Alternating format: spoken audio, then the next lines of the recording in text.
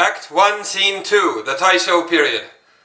The Taishō period, of course, begins in 1912, ends in 1925. Disclaimer: the following is for reference only. Its sole purpose is to give readers an overview of the history of modern Japanese literary criticism. I have avoided using all features common to the dramatic form, including plot, character development, wordplay, humor, alienation, involution, and any explicit or implicit reference to myself, R. Sheldon Morrison, and the narrow world I inhabit. Dramatis personae in order of appearance: Akagi Kohei, Ikuta Chōko, Orikuchi Shinobu, Sato Haruo, Nagai Kafu, Nakano Hideto, Arishima Takeo, Hirotsu Kazuo, Kikuchi Kan, Satomi Ton, Chiba Kameo, Kume Masao, Edogar Rampo, Ao no Sue Kichi. Okay, narrator. It is now 1916, and despite the portentous chill felt by Osugi Sakai and others, Taishō period is turning out to be a rather pleasant and prosperous era. The early Meiji spirit of liberalism has been revived, and the Blue Stockings group, the Seito, Japan's first feminist group founded by Yosano Akiko and Hiratsuka Raicho at the behest of Ikuta Chōko, wages war against the patriarchy and its essentialist myths. Such progressivism, however, has produced a wave of conservative detractors, including the reactionary disciple of Natsume Soseki, Akaki Kohei. Enter Akaki Kohei. The moral fabric of our society is unraveling. Everywhere is depravity and corruption. I hereby call for the extirpation of all profligate literature, Yuto Bungaku no Bokumitsu, including that of the whoremongering, self-obsessed naturalists. Those in the aestheticist Tambishugi camp shouldn't sit too comfortably either. They too shall be eradicated. To which Ikuta Chōko responds, Now, don't be so hard on the naturalists. They'll dig their own graves just fine without us. To me, the worst are the ludicrously idealistic Medetai Risou Shugi Shirakabaha writers, who write in a bloated, lofty style as if naturalism had never happened. Even as we speak, they're building some absurd utopian village, the Atarashiki Mura, which was founded in 1918 and continues to the present, in the hills of Kyushu, led by their Tolstoy-inspired guru, Mishano Koji Saneatsu. What would Nietzsche, whom I was the first to translate, mind you, have to say about such puerility? Osanago Shugi. To which Orikuchi Shinobu responds, Yeah, the Shirakabaha group is pretty lame, but who fares better? The aestheticists? They're just as out of touch with reality. Look how they gush like schoolgirls over every new exotic fad, whether it's from Edo, China, the West, or the southern Barbaries. Narrator. It is now 1919, and Sato Haruo, Nagai Kafu, and Nakano Hideto are discussing the various modes of criticism. Sato Haruo. All criticism is ultimately impressionistic, despite Kikuchi Kan's claim that subjective criticism is the preferred method of charlatans. Criticism, regardless of what it's about, is ultimately a discourse of the self. Narrator. Kobayashi Hideo, as we'll see in the next act, would later build on this. Enter Nagai Kafu. I'd much rather wander the Shitamachi streets half drunk than get lost in the labyrinth of the self. Yet I can understand your reluctance to confront the world directly. As I explained in my recent essay, Hanami, Fireworks, I was enraged by the high treason incident of 1910, which the authorities used as an excuse to establish a surveillance state, yet I did nothing. A coward, I am capable only of retreating into the long-vanished world of Edo. If anyone needs me, you can find me in one of its brothels, courtesan breast in hand. Nakano Hideto. Solipsistic impressionism, anti-modern escapism, When are we going to get serious about confronting reality?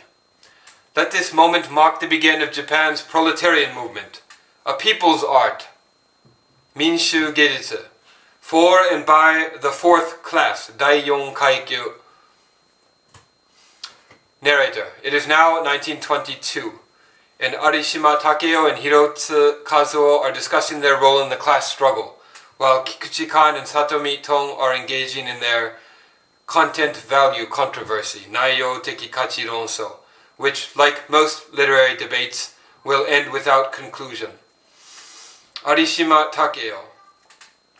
As much as I'd love to keep fighting for the workers, Mr. Nakano, I'm afraid the movement has no place for educated aristocrats like myself.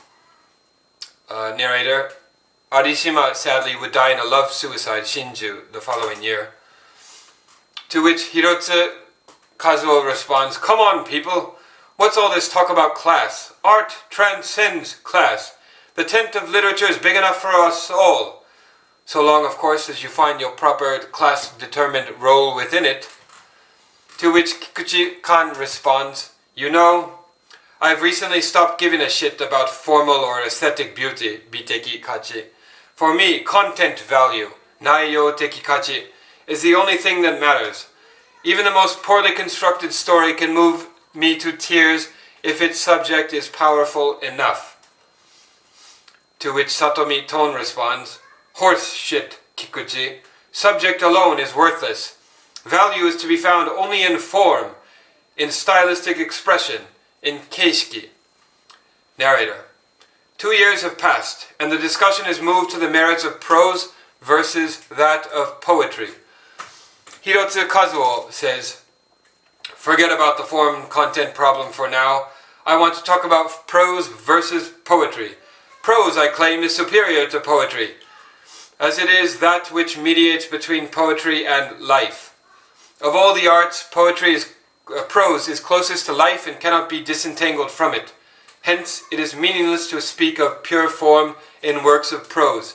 Wouldn't you all agree?" Sato Haru, Arishima Takeo, and Kikuchi-kan in unison, "We agree." Ikuta Chōko. Ignorant clods. I'm entirely unconvinced. Life is contingent, subordinate, even irrelevant to art.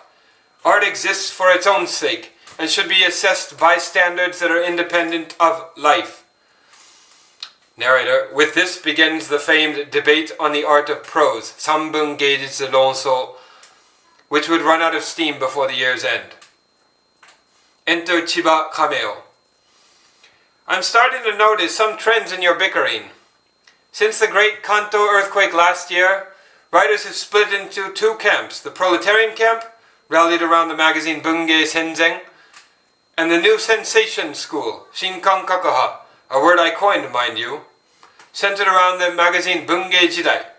My allegiance is with the latter, which boasts two of our greatest writers, Kawabata Yasunari and Yokomitsu Riichi. Narrator. It is now 1925, the last year of Taishō, and writers are largely unprepared for the turbulence that would come in the first 2 decades of the Shōwa period. The Shōwa period, of course, begins in 1926 and lasts until 1989. Enter Kume Masao. Nakamura Murao and Ikuta Chōko insist that the authentic novel, the Honkaku Shōsetsu, is superior to the I novel, the Watashi Shōsetsu. But they are wrong. The I novel, or as I call it, the state of mind novel, Shinkyo Shōsetsu, is Japan's only true novel. All else is vulgar, artificial, and commercial, and should be renamed light fiction, Tsuzok Shōsetsu. Narrator Ikuta and Nakamura counter, and the famous I novel debate, Watashi Shōsetsu Ronso, continues for several more months. Enter Edoga Lampo. Kindly add to your list, Mr. Kume, the detective novel, Tantei Shōsetsu, of which I am Japan's foremost practitioner. Yet recently I've come under attack from leftists like Maedako Hiroichiro, who dismissed the genre as bourgeois frivolity. What they fail to understand, however, is that the detective novel is more than a game of cat and mouse. It is the purest representation of the inquiry into the human psyche. It is akin to, no, it is symbolist poetry, shōchōshi.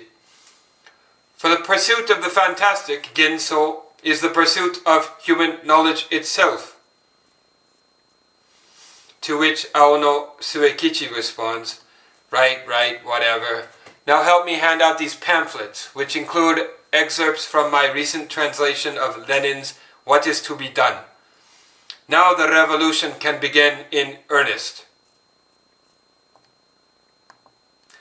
And this is to be continued. I have yet to write the next